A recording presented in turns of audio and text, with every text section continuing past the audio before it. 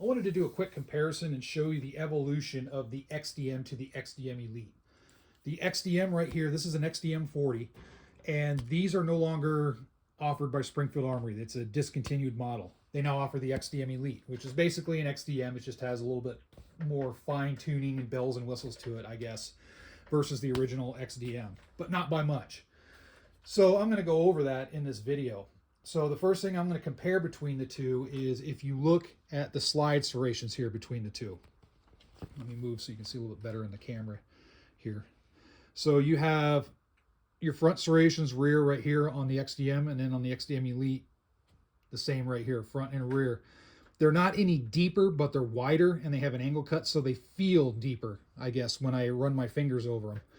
And I think that's a good thing. I mean, maybe they did it as a cost-saving measure, or they just kind of decided to change the design just because.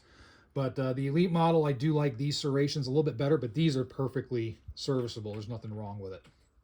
The next thing right here between the two slide releases right here, this is more of a boxy design.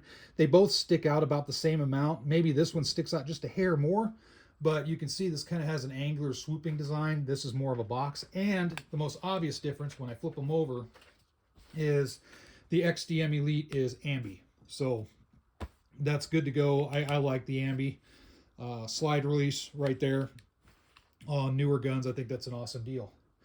Moving down the grip, everything is the same as far as the trigger guard, the undercut, and then just the grip design is pretty much the same. Biggest difference right down here is these come with these factory magwells, which I like. A gun like this, I don't really consider a carry conceal gun. They do have smaller models that would work well, but this is just kind of a fun little hot rod gun, in my opinion. So, addition of a magwell is pretty sweet. These don't have magwells, as far as I know. The XDMs, the original ones, they may have started offering the magwells before they got discontinued, but I'd have to research that. I really honestly don't know if they do or not. I don't recall seeing regular XDMs with magwells at the stores, but all these I see as having magwells. They like to offer threaded barrels on the XDM Elites, and it seems more often than not, pretty much almost all the full-size XDM Elites I see in my local area, they got threaded barrels on them. So I guess you can count that as a difference. Right back here, the grip safety right here. There's a little bit more material on the bottom. It's flared out a little bit more than the original. You can see the difference in the two right there. So as far as the feel, it doesn't feel any different. And I know some people hate the grip safety, but I think it's kind of cool because it's a little bit something that makes this model unique versus all the other striker fired out there.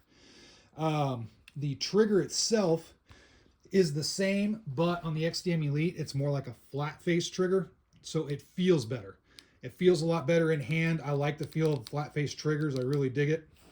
Not that these triggers are bad, but again, flat face, it just feels better to me. I wish more striker fired guns would offer that flat face trigger design.